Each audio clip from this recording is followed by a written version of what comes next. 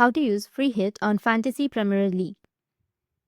So if you want to use free hit on Fantasy Premier League, then what you need to do is first open up your Fantasy Premier League application. Once you open, you need to log into your account. Now moving to Fantasy at the bottom of your screen, which is right here on the bottom. Now once you're here, you need to head over to the transfer option, which is on the middle of your screen. Now you'll be able to see the team formation. So right now you can see that the free hit is not available to me, but for you, if it's available, then all you got to do is you'll be able to transfer the players.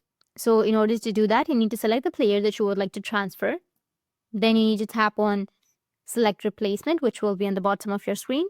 After that, choose a player with whom you would like to replace. Once you've selected the player, tap on the next, which will be on the bottom of your screen. And right here, you'll be able to use your free hit. Tap to confirm and the player that you have selected will be transferred successfully. And then you'll be good to go. That's how you can use free hit on Fantasy Premier League. And if you have any questions, feel free to comment below. Thanks for watching.